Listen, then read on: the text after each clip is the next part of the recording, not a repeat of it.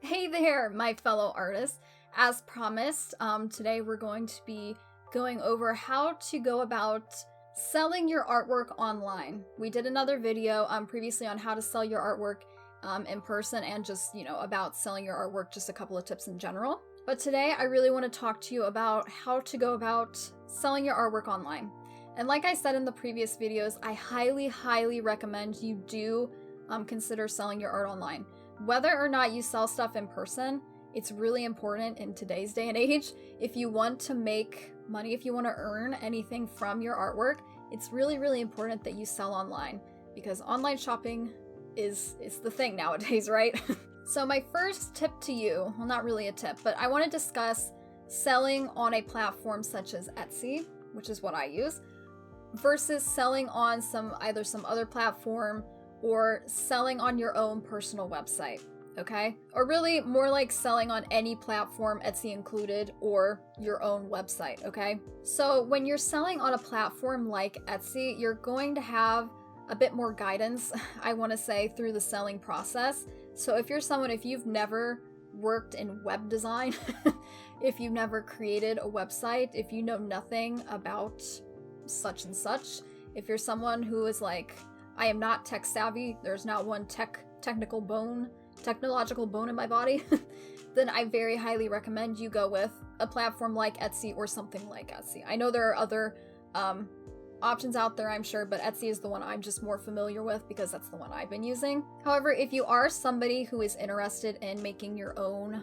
website and you feel comfortable, either A, you feel like you've got the technology skills to do it, or B, you feel confident enough that you can learn the technological skills to do it, right? Then by all means go for it, do your own personal website. Because although on a platform basis like Etsy, you're going to have a little bit more guidance with getting your shop started and getting things going a lot quicker, a lot easier, there's going to be fees involved when you make a sale.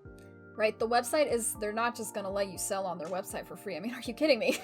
They're going to take their own chunk. They're going to take like a commission, right? This is just like if you were to sell a painting at an art gallery.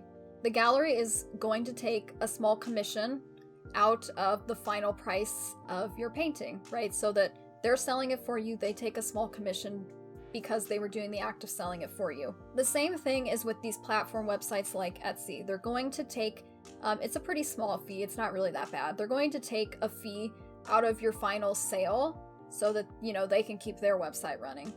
And if you do things on your own personal website, you don't have to worry about that fee at all. Unless you use, like some websites, they might take a fee for like processing a credit card or something, but it's not going to be as big of a fee, I guess, as if you're doing it on a platform basis.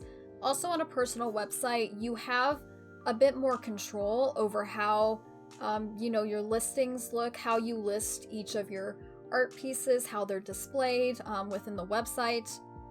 And of course, things like design and stuff you're going to have more control over. But like I said, overall, if you're a very beginner, I very much recommend you go with the platform option. If you are somebody who is kind of experienced in technology and you want to go for it, you can try your own website.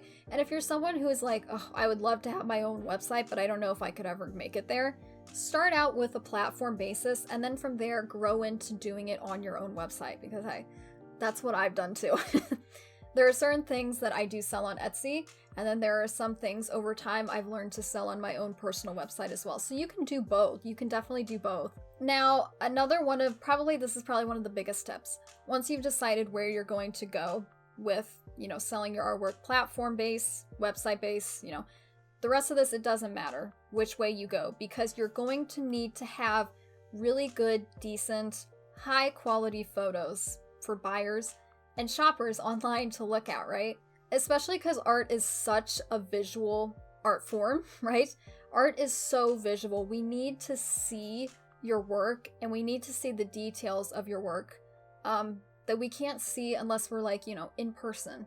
So you really need to have really clear photos that show your painting just as well as somebody who is in person looking at your painting, like on a gallery wall, would be able to. And there are tons of different ways to there's a bunch of different articles out there on how to take good photos, you know, there's like the basics and stuff, but really all you need is like any modern day phone camera.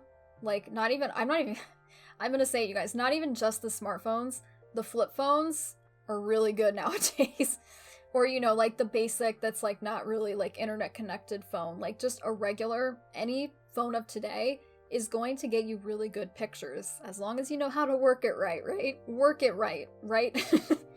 So I can show you, like here, I can show you some of the listing photos I've taken for my own paintings here. Typically, I like to, on Etsy, you get a maximum of 10 photos. It's really best if you use as many of those photos as you can. Sometimes it is not necessary to use all 10, but in some cases it is.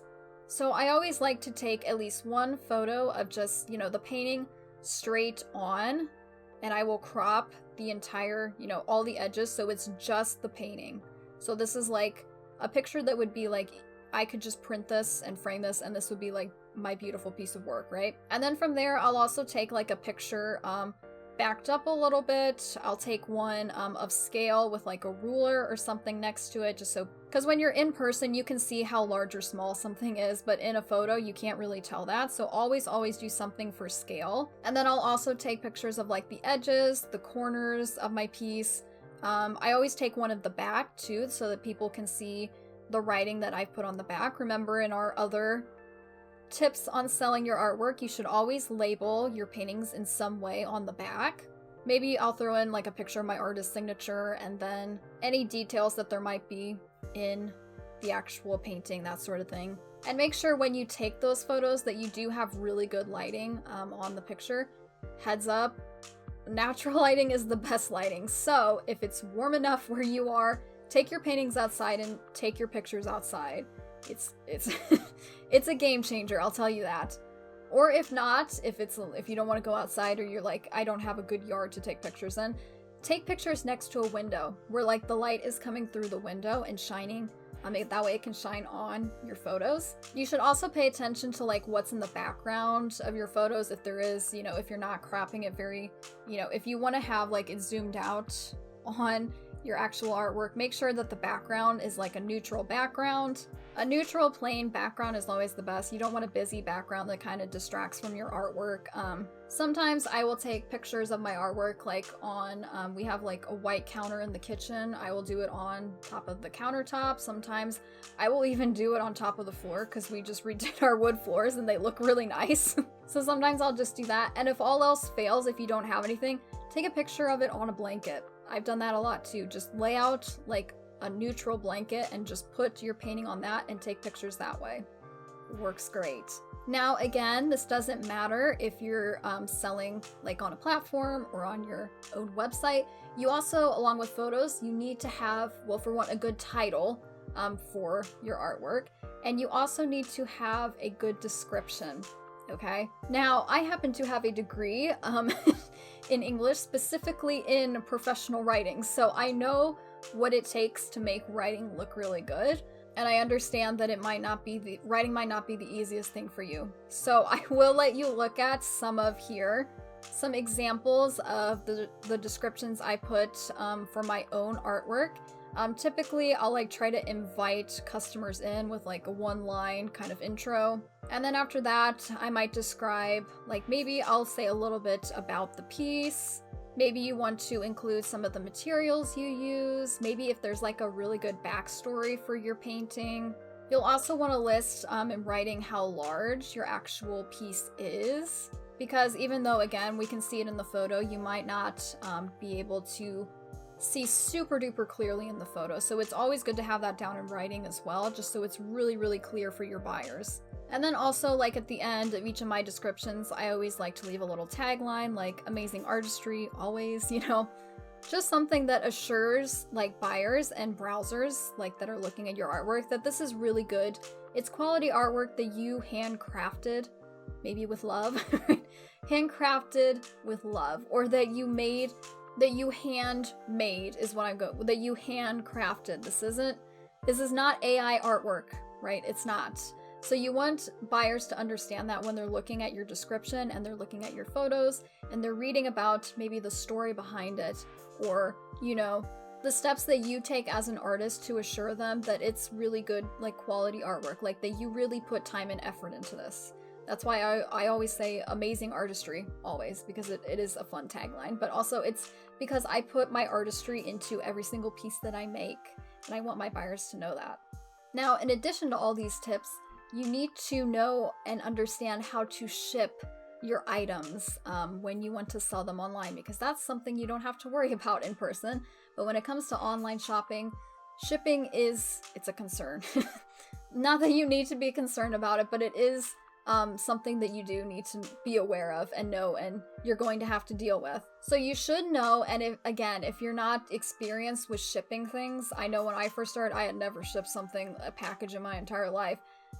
Go with a platform-based selling option instead of a website, because with a website, you're going to have to take control of the shipping yourself and do everything from scratch yourself, and it's going to be a lot more work. If you need a little bit more guidance, go with a platform-based, because they kind of give you like a template and options to help you figure out the shipping process a lot easier. So you should know in shipping, I will just say from experience in the US here, you should know that domestic shipping rates are going to be a lot cheaper than international.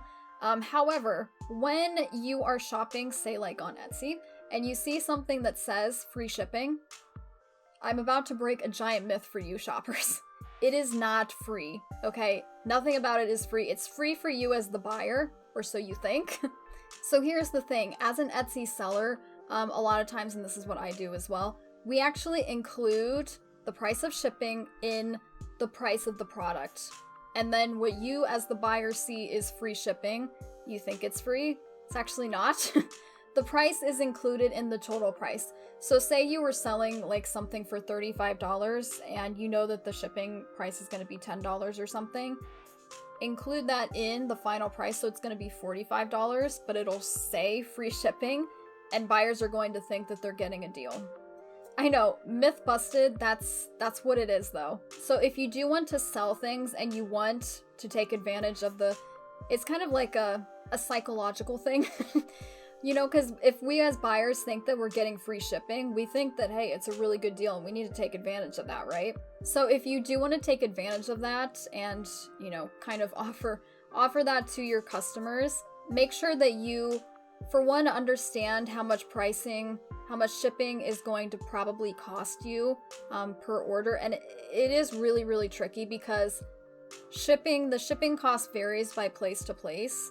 However, this is why, again, I say I would only offer free shipping, and I do only offer free shipping on my Etsy shop to domestic shoppers that are within the US where I live, right? International is going to be way too expensive, and that's not going to be included in the final cost. But if you want to, again, include shipping, if you want to include free shipping in your shop, make sure that you just include the price of shipping in your, final cost of your product, okay? So buyers are going to think that it's free for them, it's not free for you. That's going to come out of, the cost of money that they give you to pay for your item. But along with that, like I already kind of mentioned, is you need to understand that shipping prices are going to vary no matter where you're sending an item, right? There's different zones, at least like I said, here in the US, there's different zones. There's I think it's 1 through 8. The first zone is your local area where you live. The second zone is your local area plus a little bit farther outside of it. And then the next zone is a little bit farther out, and then it goes from there all the way out to zone 8. The different zones, the higher the number gets, the more expensive the shipping is going to get. So for me, I will just let you know, I live in northern Indiana. So when I go to ship something to, say, Southern California, that is the highest shipping price for me. Which, if you're somebody who lives in Southern California and you buy any item on my Etsy shop, just know the shipping for you is just going to be a little bit more than for some of my other customers, but that's just the way it is.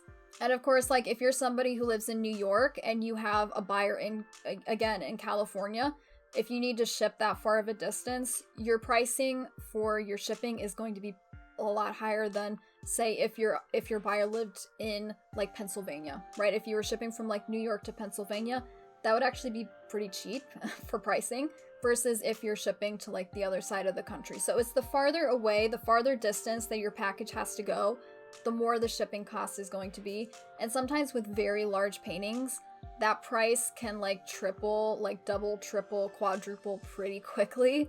Because again, like I said, I had a pretty large, like one of these size, like a 16 by 20 inch painting that it was framed also, so it was even bigger than that I had to ship all the way to California, and the shipping price for me was like $50. So, you know, just don't be surprised if prices get pretty high pretty quickly when you're trying to calculate how much it's going to cost to send something somewhere. But also keep those prices in mind if you do want to do the free shipping option, because you need to include the price of shipping in your final cost. I know it's a lot of math, I know. But just keep that in mind. Keep that in mind that you might have to ship something that's going to cost you $50. Like say for, like, if you lived in LA and you had to ship something to New York City, keep in mind that that package may cost $50 or more to ship that far, and you should include at least $50 in your, you know, total price of that product, just in case somebody from New York happens to buy that product. Along with that, when it comes to shipping, you need to know how to actually wrap your artwork for shipping. If it is an artwork that is like just plain canvas or plain wood, it's probably not very breakable and you don't really need to wrap it that much. However, if it is framed, you might want to wrap it a little bit in bubble wrap so it doesn't come loose from the frame doesn't break, that sort of thing. If you have a painting that's framed with glass, that's one that you're definitely going to want to wrap that up a couple of times with bubble wrap before you put it in a package and get it ready to go for shipping. But aside from that, that's all the tips I have for you today for how to sell your artwork online. Of course, it's a lot of information, you guys, it really is. And if you have any questions or anything, just leave a comment below and I'll answer the best that I can. If there's any tips or tricks that I missed, we may do, you know, another video in the future, that kind of thing. But until then, I want to wish you all happy painting and happy selling, my fellow artists.